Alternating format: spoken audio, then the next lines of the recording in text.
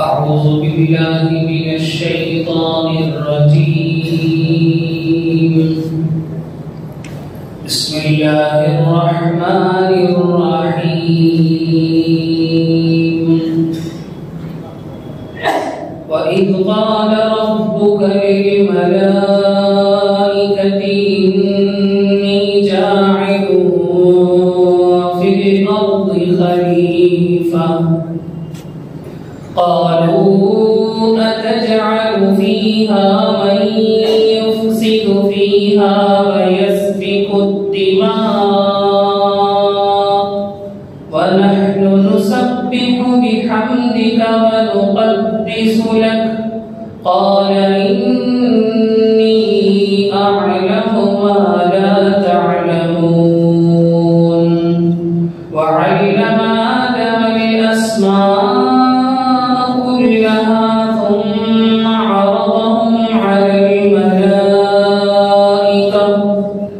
ثم عرضهم على الملائكة فقال أنبئوني بأسماء هؤلاء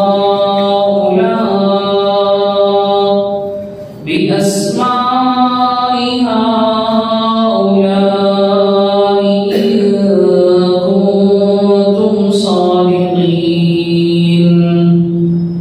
قالوا سبحانك لا علم لنا إلا ما علمتنا إنك أنت العليم الحكيم. قال يا آدم أنبئهم بأسمائهم فلما أنبأهم بأسمائهم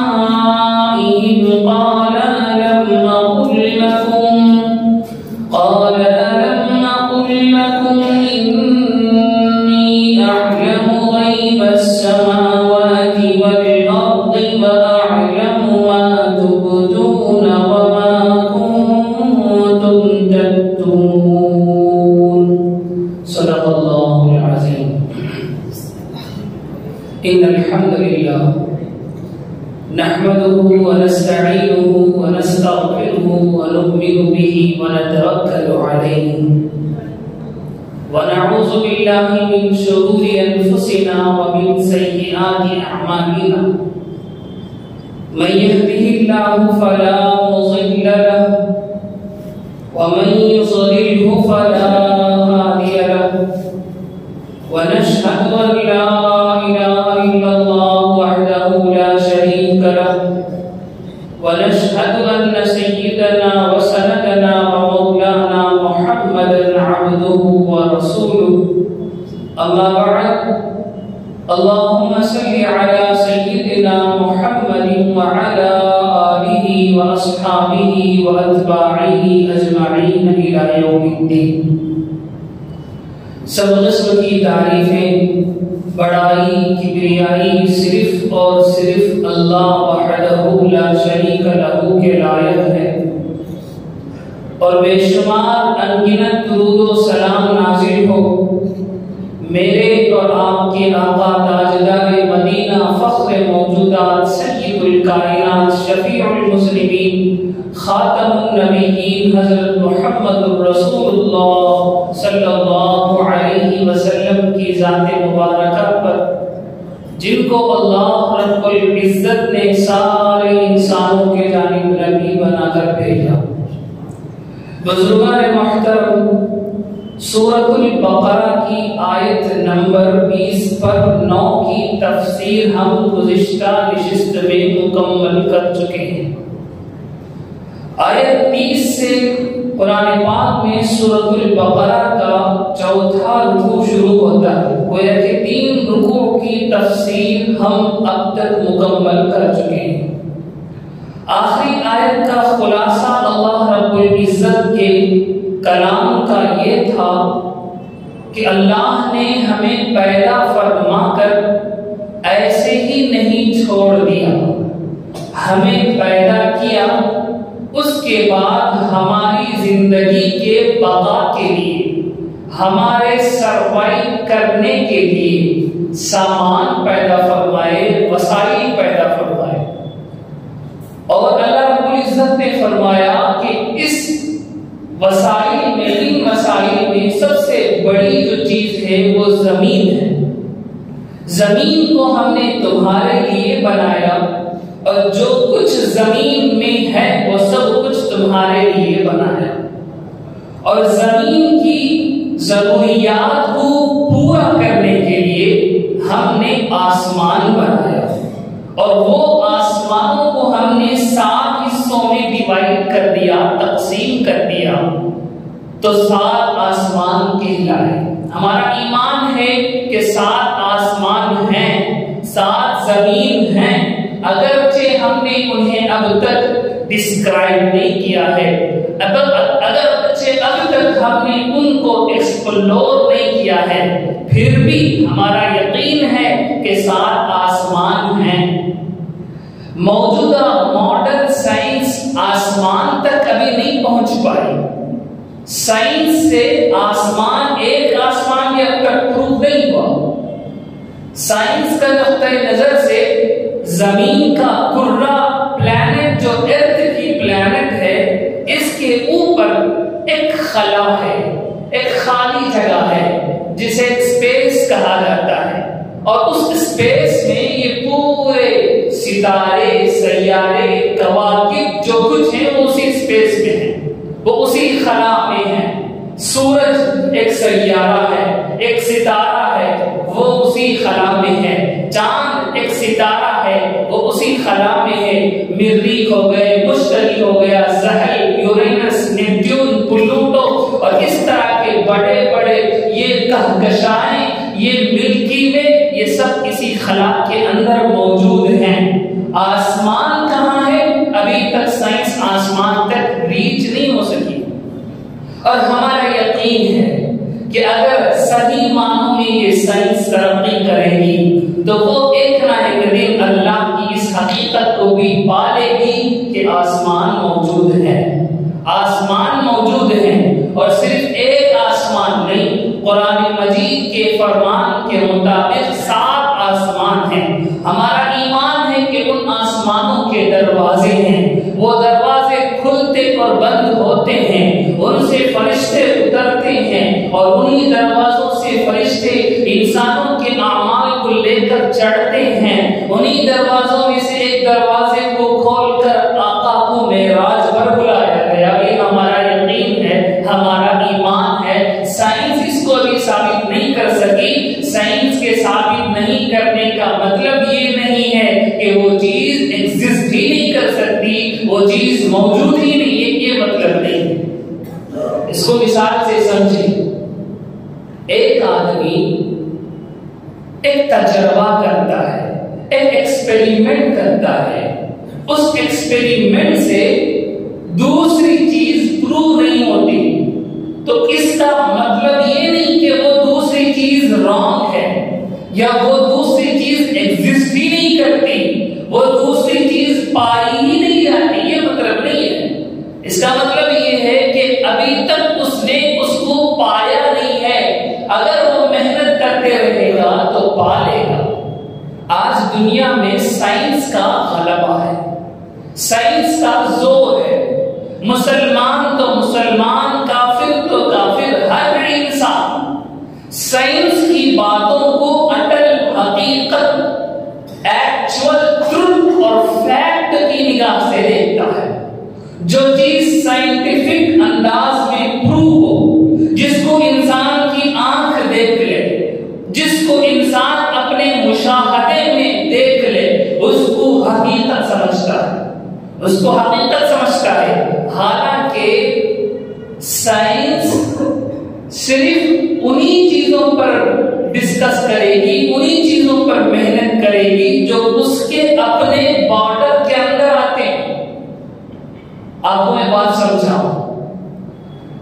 انسان کی اللہ رب العزت نے انسان کے بدن میں کئی ساری طاقتیں رکھی ہیں.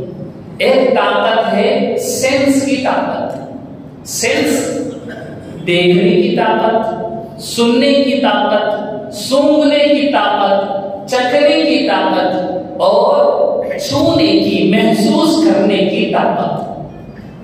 ये 5 सेंसर्स हर इंसान के अंदर अल्लाह रब्बुल इज्जत ने रखे। एक तो ये सेंस वाली ताकत है, और ये ताकत है, एक सलाहियत है, एक एबिलिटी है, अकल की सलाहियत। और आपको ये मालूम होना चाहिए कि सेंसस जिन जिन चीजों को पाते हैं, मेरी आंख, मेरी कान, मेरी नाक और मेरी जबान और मेरे चमड़ी जिन जिन चीजों को एक्सेस कर सकती है, उन सारी चीजों को मेरी अकल एक्सेस नहीं कर पाएगी। और जिन जिन चीजों को मेरी अकल एक्सेस करेगी, मेरी अकल जिन जिन चीजों को जमा कर सकती है, मेरे सेंसर उनको जमा नहीं कर सकते। मैं मिसाल से बात समझाऊं। एक आदमी मेरे सामने बैठा हुआ है, मैं आंखें बंद करके उस आदमी का रंग मालूम करना चाहूं तो ये नहीं हो सकता। मेरी अकल से मैं उस आदमी का रंग मालूम करना चाहूं, वो ऊंचा है या गिड्डा है, इसको मैं मालूम करना चाहूं, मेरी अकल यूज करके, आंखें बंद करके, मैं नहीं मालूम कर सकता। मालूम हुआ अकल बास चीजों को एक्सेस नहीं करती। इसी तरह मैं आंखें खोल कर देखता हूं तो मुझे मालूम होता है उस आदमी का एक रंग है, उस आदमी का एक हुलिया है, उस आदमी की एक शक्ल है। इससे बाहर मुझे और कोई चीज मालूम नहीं होती। मैं आदमी को देखकर ये नहीं बता सकता कि ये आदमी इस आदमी के अम्मी अब्बा हैं। इस बात को मैं नहीं बता सकता मेरे आंखों को यूज करके। मेरी अकल मुझे बताएगी कि एक इंसान है तो जरूर उसके वालिदैन होंगे, जरूर वो किसी औरत के पेट से पैदा हुआ होगा। इन बातों को मैं सुनकर या आंखों से देखकर मालूम नहीं कर सकता। तो मालूम ये हुआ हमारे सेंसस की एक बाउंड्री है, हमारे अकल की एक बाउंड्री है। अगर मैं सेंसस वाला काम अकल को दूं या अकल वाला काम सेंसस को दूं तो ये फेल हो जाए, ये काम नहीं कर सकेंगे। इसी तरह साइंस ये फितरत को डिस्क्राइब करती है, ये नेचर के ऊपर डिस्कस करती है। साइंस पूरा घूमती है उन चीजों में जिनको काटा तोड़ा, जिनको हिस्सों में बांटा जा सकता हो, सिर्फ उन्हीं के बारे में साइंस को इल्म है। साइंस हवा के बारे में डिस्कस करेगी क्योंकि हवा को नापा जा सकता है। साइंस जमीन के बारे में डिस्कस करेगी, साइंस सेल के बारे में डिस्कस करेगी क्योंकि उन चीजों को देखा जा सकता है, उनको काटा तोड़ा फोड़ा टुकड़ों में बांटा जा सकता है। जिन चीजों को काटा तोड़ा टुकड़ों में बांटा नहीं जा सकता, उन चीजों के बारे में साइंस के पास कोई इल्म नहीं है। जिन्नात है या नहीं, जिन्नात है या नहीं, साइंस ना जिन्नात को प्रूव कर सकती है ना जिन्नात को डिनाई कर सकती है। क्यों? क्योंकि जिन्नात को काटा तोड़ा फोड़ा टुकड़ों में बांटा नहीं जा सकता तो वो साइंस के अंदर नहीं आता। अगर कोई आदमी उठकर खड़ा हो और साइंस से साबित करे कि जिन्नात मौजूद हैं, हम उसकी बात को नहीं मानेंगे क्योंकि तू ऐसी चीज से जिन्नात को साबित कर रहा है जिनसे जिन्नात को साबित ही नहीं किया जा सकता। बात समझ में आ रही है? बात समझ में आ रही? इसी तरह साइंस अल्लाह को ना साबित कर सकती है, अल्लाह का ना इनकार कर सकती है। क्यों? क्योंकि अल्लाह को टुकड़ों में बांटा नहीं जा सकता, तोला नहीं जा सकता, उसको नापा नहीं जा सकता। अल्लाह की जात वैसा एक नूर है जिसको हम किसी भी पैरामीटर के अंदर नाप नहीं सकते, तोल नहीं सकते, जांच नहीं सकते। तो ऐसी चीज से ना खुदा को साबित किया जा सकता है, ना खुदा का इनकार किया जा सकता है। बात समझ में आई? आपको ये बात अजीब लगेगी, साइंस से अल्लाह को साबित कर रहे हैं लोग, साइंस से अल्लाह को साबित कर रहे हैं। YouTube पर आप सर्च करें तो कई तरह के वीडियोस आपको मिल जाएंगे जिनमें साइंटिफिक अंदाज में अल्लाह को साबित करने की बात कही जा रही है। मेरे भाई ये बात सुन लें कि जो बंदा साइंस से खुदा को साबित करने की کوشش کرتا ہے اس کو سائنس نہیں معلوم، اس کو سائنس نہیں معلوم۔ جس کو سائنس معلوم ہے وہ سائنس کے اس ٹول سے خدا کو ثابت بھی نہیں کر سکتا، خدا کا انکار بھی نہیں کر سکتا۔ انکار کیوں نہیں کر سکتا؟ کیونکہ اس پیرامیٹر میں خدا آتے ہی نہیں ہے، تو ان پیرامیٹرز کو میں اپنا معیار اور اسٹینڈرڈ بنا کر کیسے خدا کا انکار کر سکتا؟ بات سمجھ میں آ رہی ہے؟ بات یہ ہے کہ میں اسکیل لے کر پانی کو ناپ نہیں سکتا، کیونکہ اسکیل سے کپڑوں کو ناپا جا سکتا ہے، اسکیل سے زمین کو آپ ناپ سکتے ہیں، اسکیل سے ان چیزوں کو ناپا جا سکتا ہے جن کی لمبائی یا چوڑائی ہے۔ پانی کو اسکیل سے نہیں ناپ سکتے، ہوا کو اسکیل سے نہیں ناپ سکتے۔ ہوا کے لیے دوسری اسٹینڈرڈ چاہیے، ہوا کے لیے دوسرا پیرامیٹر چاہیے، پانی کے لیے دوسرے اسٹینڈرڈ سے ہم کو فالو کرنا ہوگا۔ پانی کو لیٹر کے حساب سے ہی ناپا تولا جائے گا۔ تو اگر کوئی خدا کو سائنس سے ثابت کرنا چاہتا ہے یا خدا کو سائنس کے ذریعے سے ڈینائی کرنا چاہتا ہے، وہ اسکیل لے کر پانی ناپ رہا ہے، وہ اسکیل لے کر ہوا تولنے کی کوشش کر رہا ہے، اور ایسا پاسبل نہیں ہے۔ تو اسی طرح آسمان بھی نہ اب تک سائنس نے اس کو ثابت نہیں کیا ہے، تو اس کا مطلب یہ نہیں کہ آسمان ایگزسٹ ہی نہیں کرتے، آسمان موجود ہیں، سائنس اب تک وہاں تک ریچ نہیں ہو سکی ہے، سائنس اب تک وہاں تک نہیں پہنچ سکی ہے۔ اگر صحیح معنوں میں سائنس کے اندر ترقی ہوگی تو وہ وہاں تک پہنچ جائے گی۔ بہرحال یہ ایک بات رہ گئی تھی گزشتہ آیت کی تفسیر میں، جس کو میں نے آپ کے سامنے بیان کر دیا۔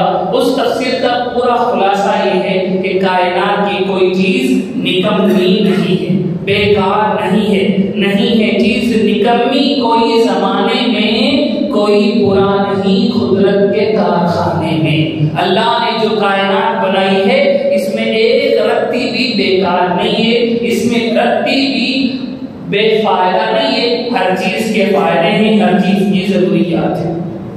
ابھی اگلے چوتھا رکوع شروع ہوتا ہے اس کے بعد۔ یہ رکوع انتہائی درجے اہمیت کا حامل ہے، اس رکوع کو ہمیں بہت توجہ کے ساتھ سننا چاہیے۔ یہ رکوع ہم اس پر لمبی تفصیلات آپ کے سامنے رکھیں گے۔ اس رکوع کے اندر جو مضامین ہیں، اللہ رب العزت نے ان مضامین کو قرآن میں کئی دوسری جگہیں میں بھی بیان فرمایا ہے۔ یہ پہلا موقع ہے جہاں ان مضامین کو اللہ نے قرآن میں بیان فرمایا ہے۔ اس رکوع کی آیت ہے پہلی ہے، وَإِذْ قَالَ رَبُّكَ لِلْمَلَائِكَةِ إِنِّي جَاعِلٌ فِي الْأَرْضِ خَلِيفَةً، اور تم اس وقت کو یاد کرو جب تمہارے پروردگار نے فرشتوں سے کہا کہ میں زمین میں ایک خلیفہ بنانے والا ہوں۔ قالوا أتجعل فيها من يفسد فيها ويسفك الدماء، فرشتوں نے کہا کیا آپ زمین میں ایسی مخلوق پیدا کریں گے جو جا کر زمین میں فساد مچائے گی اور خون خرابہ کرے گی؟ وَنَحْنُ نُسَبِّحُ بِحَمْدِكَ وَنُقَدِّسُ لَكَ، اور حالانکہ ہم آپ کی تسبیح اور حمد و تقدیس میں لگے ہوئے ہیں۔ قَالَ إِنِّي أَعْلَمُ مَا لَا تَعْلَمُونَ، اللہ نے کہا میں وہ باتیں جانتا ہوں جن کو تم نہیں جانتے۔ یہ آیت اس رکوع کی پہلی آیت ہے۔ اس رکوع کے اندر اللہ رب العزت نے انسانوں کے پیدا کیے جانے کے مقصد کو بیان فرمایا ہے۔ یہ رکوع نہایت اہم ہے، اس میں 5 مضامین ہیں۔ میں آپ کو ترتیب بتا دیتا ہوں تاکہ آپ اس رکوع کو صحیح انداز سے سمجھ سکیں۔ 5 مضامین ہیں، 5 عنوانات ہیں۔ نمبر 1، اس رکوع میں اللہ نے آدمی کے مرتبے کو بیان فرمایا۔ آدمی یعنی آدمی کو آدمی اس لیے کہتے ہیں کہ وہ آدم کی اولاد ہے۔ آدمی، ہم جسے آدمی کے ایک آدمی، 2 آدمی، وہ اصل میں لفظ ہے آدمی، آدم علیہ السلام کی طرف منسوب۔ تو آدم علیہ السلام اور ان کے اولاد کا اصل مرتبہ کیا ہے؟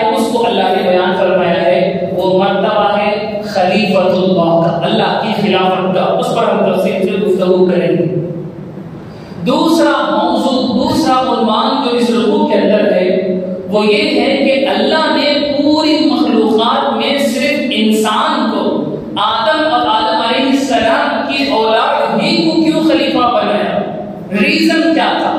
اس ریزن کو اللہ نے اس میں ڈسکس کیا ہے. وہ ریزن علم کائنات میں صرف انسانوں کے اندر ہے، اس لیے اللہ نے انسان کو خلیفۃ اللہ بنایا. اس پر بھی ہم تفصیل سے گفتگو کریں گے. اس کے بعد اللہ نے فرشتوں کو آدم علیہ السلام کے سامنے سجدہ کرنے کا جو حکم دیا ہے اس کی تفصیلات اس رکوع کے اندر موجود ہیں. اس کے بعد آدم علیہ السلام کا جنت میں رہنا اور پھر وہاں شیطان کے بہکاوے میں آ کر اللہ کے حکم کی خلاف ورزی کرنا اور شیطان کے چال کے اندر آپ کا پھنس جانا، اس کو بھی اس رکوع کے اندر اللہ رب العزت نے بیان فرمایا ہے. اور پانچواں موضوع ہے آدم علیہ السلام گناہ کے بعد کس طرح گناہ سے نکلے ہیں، یعنی توبہ کا طریقہ، توبہ کے الفاظ، توبہ کا انداز، ان کو اللہ رب العزت نے اس رکوع کے اندر بیان فرمایا ہے. یہ کل 5 عناوین ہیں، 5 مضامین ہیں. اس رکوع کے اندر 3 مکلف مخلوقات کا ذکر ہے، 3 شخصیتوں کا یا 3 مخلوقات کا ذکر ہے. ایک مکلف کہتے ہیں اس آدمی کو، اس شخصیت کو، اس ذات کو جس پر اللہ نے احکامات لازم فرمائے. مکلف، ہم سب مکلف ہیں. بچہ جب تک بالغ نہیں ہوتا وہ غیر مکلف ہوتا ہے، یعنی اس پر اللہ کا حکم لازم نہیں ہوتا، اس پر نماز فرض نہیں ہوتی، اس پر زکات فرض نہیں ہوتی، اس پر روزے فرض نہیں ہوتے، اللہ کے احکامات اس کے پکڑ میں نہیں آتے، وہ آزاد ہوتا ہے. اسی طرح دیوانہ غیر مکلف ہے، اس کے اوپر اللہ کا کوئی حکم نہیں چلتا. اسی طرح جو بے ہوش ہو گیا وہ غیر مکلف ہو گیا، اس پر اللہ کے احکامات اس حالت میں نہیں چلتے. تو مکلف اسے کہتے ہیں جس پر اللہ کا حکم چلتا ہے. 3 مکلفات ہیں، ایک انسان، ایک جنات، اور یہ اس آیت کریمہ کے اندر خصوصیت کے ساتھ ابلیس، جسے شیطان کہا گیا. نہیں، فرشتہ، ابلیس نہیں، فرشتہ. شیطان تو جنات میں سے. تو 3 مکلف مخلوقات ہیں. فرشتے مکلف ہیں ہماری طرح نہیں، ان کی تکلیف، ان کے مکلف ہونے کا انداز الگ ہے. فرشتوں کے بارے میں سن لیں، فرشتے نور سے پیدا کیے گئے ہیں. فرشتے نور سے پیدا کیے گئے ہیں. فرشتوں سے اللہ کے حکم کی خلاف ورزی ہو نہیں سکتی، پاسبل ہی نہیں ہے. انسان سے اللہ کے حکم کی خلاف ورزی کرنا یعنی گناہ کرنا پاسبل ہے. انسان گناہ بھی کرتا ہے، نیکی بھی کرتا ہے. فرشتے گناہ نہیں کر سکتے، وہ چاہ کر بھی نہیں کر سکتے، وہ چاہ کر بھی نہیں کر سکتے. جن مقصد، جن مقاصد کے لیے اللہ نے جن فرشتوں کو پیدا کیا ہے وہ انہی مقاصد میں لگے رہیں گے. اس کے علاوہ وہ کچھ کر نہیں سکتے، وہ کچھ کر نہیں سکتے. مثال کے طور پر ہمارے بدن میں دل ہے، دل کا ایک ہی کام ہے کہ وہ خون کو کھینچے اور اس کو پمپ کرے، خون کو اپنے اندر لے اور اس کو بدن میں پمپ کرے تاکہ خون پورے بدن میں دوڑ سکے. اس کے علاوہ دل کا کوئی دوسرا کام نہیں ہے. اس کام کو دل جب تک زندہ ہے چھوڑ بھی نہیں سکتا. دل جب سے زندہ ہے ایک ہی کام کرتے رہے گا کہ وہ خون کو کھینچے گا اور بدن میں اوپر پمپ کرتے رہے گا. اسی طرح فرشتوں کے وہی کام ہیں جن کے لیے اللہ نے ان کو پیدا کر دیا ہے، ان کے علاوہ وہ دوسرا کام کر ہی نہیں سکتے.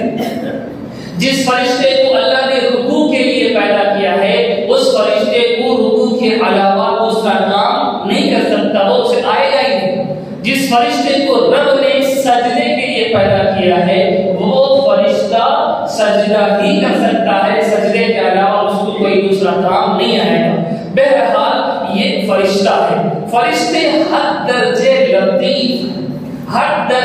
لطیف ہیں کیونکہ وہ نور سے پیدا کیے گئے ہیں. اسی لیے ہمارے آنکھوں میں بھی وہ نہیں آئیں گے اور وہ جس شکل میں چاہے اس شکل میں اپنے آپ کو بدل سکتے ہیں.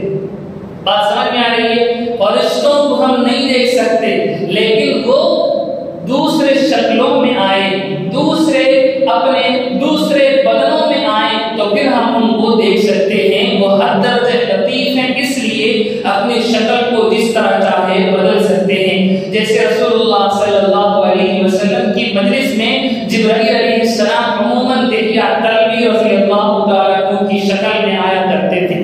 اسی طرح حدیث جبرائیل مشہور حدیث ہے کہ ایک اجنبی شخص آتے ہیں اور آقا علیہ السلام کے سامنے آ کر بیٹھ جاتے ہیں اور سوالات شروع کرتے ہیں۔ نبی پاک صلی اللہ علیہ وسلم ان سوالات کے جوابات ارشاد فرماتے ہیں تو وہ آگے سے کہتے ہیں آپ نے صحیح کہا، آپ نے کریکٹ کیا، آپ نے کریکٹ آنسر کیا۔ صحابہ پریشان ہوتے ہیں یہ کون سا بندہ ہے، اسے ہم پہچانتے بھی نہیں، لیکن یہ آ کر آقا کی مجلس میں بیٹھا ہوا سوالیں کر رہا ہے ایسے کہ اسے معلوم نہیں ہے، اور جواب سن کر کہتا ہے کہ آپ کریکٹ کر کے رہے ہیں، آپ صحیح جواب دے رہے ہیں۔ تو ان کے جانے کے بعد آقا علیہ السلام نے فرمایا کہ یہ جبرائیل علیہ السلام ہے، اتاکم یعلمکم دینکم، وہ اس واسطے آئے ہیں تاکہ تمہیں دین سکھائیں، تمہیں دین سکھائیں۔ تو معلوم یہ ہوا کہ فرشتے جن شکلوں میں چاہے آ سکتے ہیں۔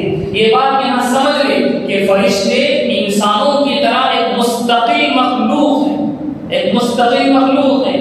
بعض لوگ یہ گمراہی پھیلاتے ہیں کہ فرشتے کوئی چیز نہیں ہے، فرشتے اللہ کی ایک طاقت ہے، فرشتے اللہ کی ایک طاقت ہے۔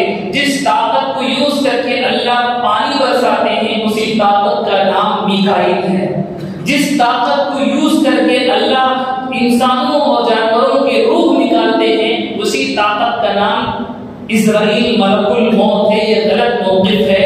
اسلام کا نقطہ نظر یہ ہے کہ جس طرح انسان ہیں، جس طرح جنات ہیں، اسی طرح مشخص مخلوقات ہیں فرشتے، ان کی ایگزسٹنس الگ موجود ہے، وہ صرف اللہ کی طاقت کا نام نہیں۔ فرشتوں میں مرد عورت نہیں ہوتے، فرشتوں میں مرد اور عورت نہیں ہوتے، وہ بچے نہیں جنتے، ان کی نسلیں نہیں ہوتی۔ بس فرشتے وہ ہیں جن کو اللہ نے پیدا کیا، جب تک اللہ اس کو رکھیں گے وہ رہے گا، جب اللہ اس کو ختم کر دیں گے وہ ختم ہو جائے گا۔ ان کے اندر والدین، اولاد، مرد، عورت، شادی بیاہ، ان سب کا کوئی چکر نہیں ہے۔ فرشتوں میں درجات بھی ہیں، فرشتوں میں درجات بھی ہیں۔ بہت بڑے درجے پہ حضرت جبرائیل علیہ السلام ہیں، جنہیں سید الملائکہ کہا جاتا ہے، جنہیں روح الامین قرآن مجید نے کہا ہے یہ سب سے برتر درجے کے فرشتے ہیں، سب سے اعلیٰ درجے کے فرشتے۔ جیسے انسانوں میں درجے ہیں کہ سب سے افضل انبیاء ہیں، ان کے بعد صحابہ ہیں، ان کے بعد تابعین ہیں، ان کے بعد تبع تابعین ہیں، ان کے بعد علماء صلحاء ہیں۔ اسی طرح فرشتوں میں بھی درجے ہیں، اعلیٰ درجے کے فرشتے ہیں، ادنا درجے کے فرشتے ہیں۔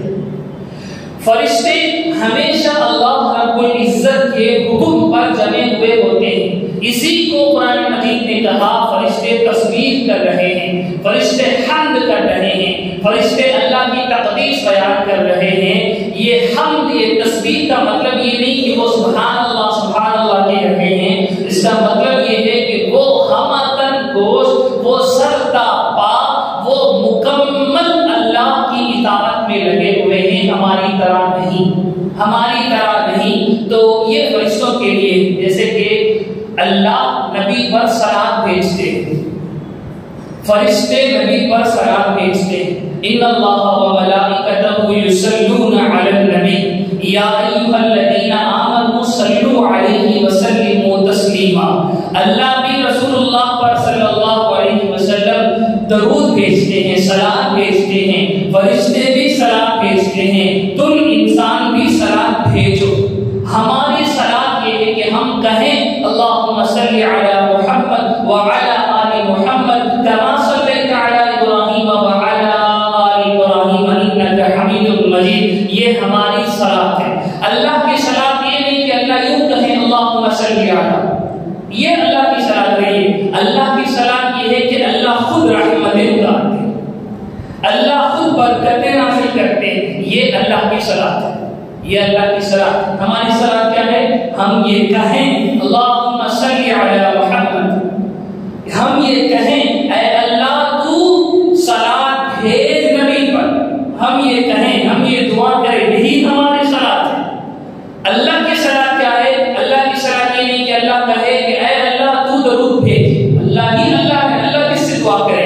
اللہ ڈائریکٹ درود بھیجتے ہیں، صلات بھیجتے ہیں، یہ اللہ کی صلات۔ اسی طرح فرشتے تسبیح بیان کرتے ہیں، تحمید بیان کرتے ہیں۔ اس کا مطلب یہ نہیں کہ ہماری طرح تسبیح لے کر سبحان اللہ الحمدللہ الحمدللہ کہہ رہے ہوں۔ اس کا مطلب یہ ہے کہ وہ سرتا اللہ کے سامنے اللہ کے احکام کے تابع داری میں لگے ہوئے ہیں۔ اسی کو فرشتوں کی تسبیح اور فرشتوں کی تقدیس اور فرشتوں کی تحمید کہا گیا۔ اب سنیں، فرشتے دو قسموں پر ہیں۔ یہ مضمون آج آپ پہلی مرتبہ سن رہے ہوں گے۔ فرشتے دو قسموں پر ہیں۔ شاہ ولی اللہ محدث دہلوی رحمۃ اللہ علیہ ہم سب کے بزرگوں میں سے، ان کا مبارک تذکرہ اس سے پہلے کسی نشست میں نے مختصر آپ کے سامنے رکھا۔ شاہ ولی اللہ محدث دہلوی رحمۃ اللہ علیہ ہندوستان کے اندر علم الحدیث کو، حدیث کے علم کو انٹروڈیوس کرا کر اس کو پھیلانے والے ہیں۔ ان سے پہلے یہاں کے علماء کے پاس فقہ تھی، ان کے پاس علم الکلام تھا اور حدیث کی مختصر معلومات تھی۔ شاہ ولی اللہ محدث دہلوی رحمۃ اللہ علیہ وہ پہلے انسان ہیں جنہوں نے ہندوستان سے مدینہ النبوی زادہ اللہ شرفا کا سفر کیا اور وہاں سے بڑے بڑے محدثین سے انہوں نے علم الحدیث کو سیکھا اور اس کو یہاں لا کر پھیلایا، اس کو یہاں لا کر پھیلایا۔ ان سے پہلے شیخ عبدالحق محدث دہلوی رحمۃ اللہ علیہ بھی گزرے ہیں، لیکن ان کا کام پھیل نہیں سکا ہندوستان کے اندر۔ ان کے تقریباً 100 سال کے بعد شاہ ولی اللہ محدث دہلوی رحمۃ اللہ علیہ آتے ہیں۔ اللہ نے ان کے ذریعے سے حدیث کے علم کو اس ہندوستان کی سرزمین میں پھیلایا۔ انہی نے سب سے پہلے عربی میں قرآن کا فارسی میں ترجمہ کیا۔ ان کے بیٹوں میں سے شاہ عبد القادر رحمۃ اللہ علیہ نے سب سے پہلے قرآن مجید کا اردو ترجمہ کیا۔ انہی کے اولاد میں شاہ عبد العزیز محدث دہلوی رحمۃ اللہ علیہ ہیں، جنہوں نے سب سے پہلے ہندوستان میں انگریزوں کے خلاف فتویٰ دیا تھا، جس کی بنیاد پر جنگ آزادی لڑی گئی۔ وہ انہی کے بیٹے شاہ عبد العزیز محدث دہلوی رحمۃ اللہ علیہ ہیں۔ انہی کے بیٹے انہی کے پوتے شاہ اسماعیل شہید رحمۃ اللہ علیہ ہیں، جنہوں نے سید احمد شہید بریلوی رحمۃ اللہ علیہ کے ساتھ مل کر ایک جہاد کا موومنٹ تحریک پیدا کیا، جس کی وجہ سے انگریزوں کے پنجے کمزور ہوئے اور سیالکوٹ بالاکوٹ کے پہاڑیوں میں وہ لڑتے لڑتے شہید ہو گئے۔ یہ ان کی مختصر سی تاریخ ہے شاہ ولی اللہ محدث دہلوی رحمۃ اللہ علیہ کی۔ اللہ نے خوب علم ان کو نوازا، بہت بڑے تصوف کے داعی، بہت بڑے طریقت کے حامی، بہت بڑے صوفی ولی اللہ گزرے ہیں شاہ ولی اللہ محدث دہلوی رحمۃ اللہ علیہ۔ ان کی عظیم الشان کتاب ہے حجت اللہ البالغہ۔ کیا نام ہے؟ حجت اللہ البالغہ۔ اس کے اندر انہوں نے یہ مضمون بیان کیا ہے کہ فرشتے دو طرح کے ہیں، ایک ہے ملائے اعلی اور ایک ہے ملائے سافل۔ یہ اہم باتیں ہیں۔ ملائے اعلی، اعلی درجے کے فرشتے، ان کے کام ہی الگ ہیں، اور ملائے سافل وہ زمین میں رہنے والے فرشتے، وہ زمین میں رہنے والے فرشتے۔ ملائے اعلی کے 3 کام شاہ صاحب نے بیان فرمائے۔ پہلا کام یہ ہے کہ اللہ رب العزت جن لوگوں کے اندر صلاح اور صلاحیت دیکھتے ہیں، ان کو اپنے دین کے لیے قبول کر لیتے ہیں۔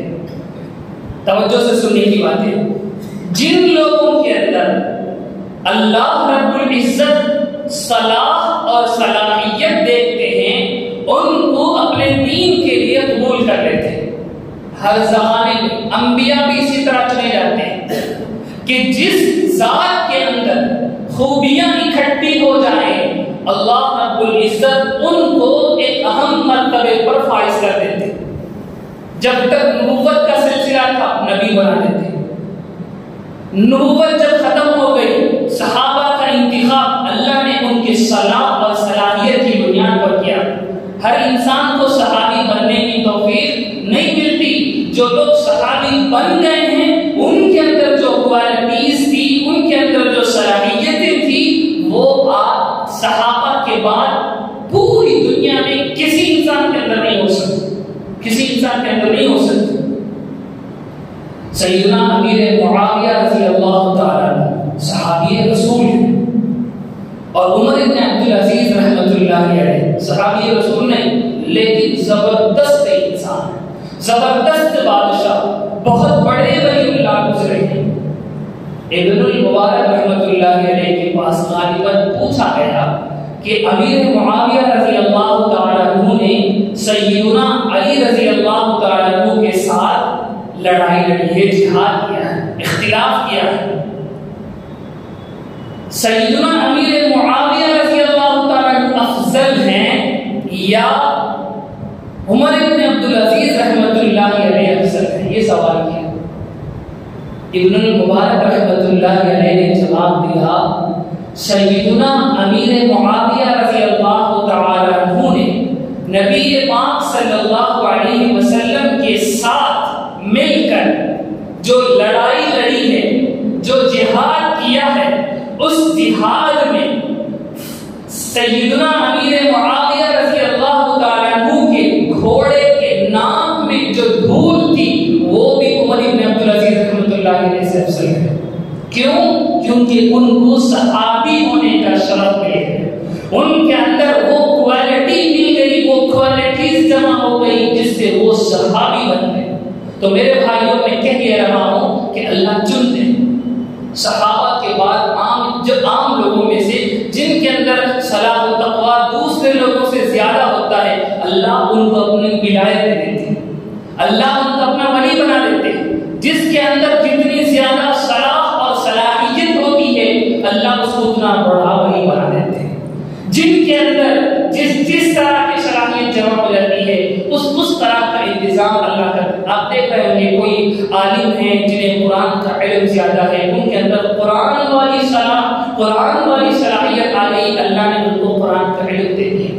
کسی کے اندر طریقت کا علم غالب آ گیا، کسی کے اندر حدیث کا علم غالب آ گیا، کوئی سیاست کا علم جس کسی کے اندر تھا اللہ نے اس کو ان کے لیے منتخب کر دیا. بہرحال یہ اللہ کا نظام. اب ایک آدمی سے تو کام نہیں ہوتا، ایک آدمی سے کوئی انقلاب نہیں آتا. انقلاب ریولیوشن لانے کے لیے کئی سارے انسانوں کی ضرورت ہوتی ہے.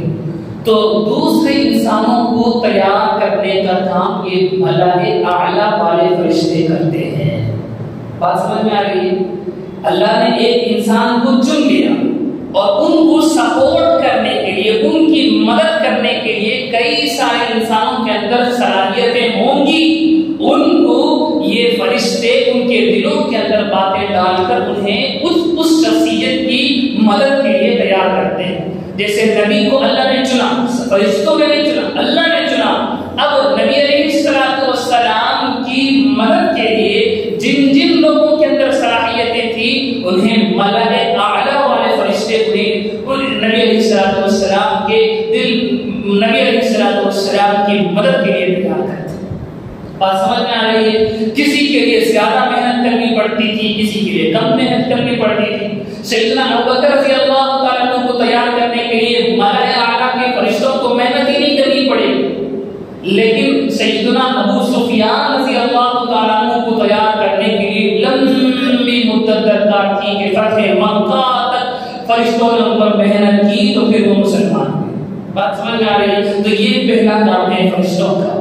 دوسرا کام ہے اس شخصیت کی مدد کے لیے ان لوگوں کے قلوب میں طریقے ڈالنا. میرے اندر صلاح اور صلاحیت تھی، مجھے اللہ نے چن لیا، اب میں اللہ کے احکام کو کیسے امپلیمنٹ کروں گا اس کے لیے سوچ کی ضرورت ہے، پلاننگ کی ضرورت ہے. یہ پلاننگ یہ ملائے اعلیٰ والے فرشتے ڈالتے ہیں. بات سمجھ میں آ رہی ہے؟ جہاں یہ کم ہوں گے ملائے اعلیٰ کی طاقت اور تاثیر بھی کم ہوگی. آپ دیکھ رہے ہیں ہم لوگ کے سارے لوگ ملتے ہیں، بیٹھتے ہیں، محنتیں کرتے ہیں، مشورے کرتے ہیں، لیکن لوگوں کو صحیح طریقے پر لانا مشکل ہو رہا ہے. اس کا مطلب سیدھا سادہ یہ ہے کہ صلاح اور صلاحیت کا مجموعہ آج کل بہرحال بات بہت دور نکل رہی۔ تیسرا اہم کام جو یہ کرتے ہیں وہ یہ ہے کہ جن لوگوں کے لیے جو لوگ اس شخصیت کی مدد کے لیے تیار ہوتے ہیں ان کے لیے دعائیں کرتے ہیں، اور جو لوگ ان کے خلاف ہوتے ہیں ان کے لیے بد دعائیں کرتے ہیں، ان کے لیے بد دعائیں کرتے ہیں۔ یہ تین بڑے اہم کام ہیں ملأ اعلی والے فرشتوں کی۔ اس کے بعد درجہ ہے ملأ سافل کا، انشاءاللہ العزیز اس پر ہم اگلی نشستوں کے اندر گفتگو کریں گے۔ رب العزت سے دعا فرمائیں اللہ رب العزت ہمیں قرآن فہمی کی دولت نصیب فرمائے، قرآن کو سمجھنا، قرآن پر عمل کرنا، قرآن کی تعلیمات کو عالم میں پھیلانے کا جذبہ اور توفیق نصیب فرمائے، آمین۔ وآخر دعوانا الحمدللہ رب العالمین۔ الحمد ولك الشكر يا الله، اللهم صل على سيدنا محمد وعلى آل سيدنا محمد وبارك وسلم عليه۔ ربنا ظلمنا أنفسنا وإن لم تغفر لنا وترحمنا لنكونن من الخاسرين، اللهم إنا نسألك حبك وحب من يحبك وحب عمل يقربني إلى حبك۔ سبحان ربك رب العزة عما يصفون وسلام على المرسلين والحمد لله رب العالمين۔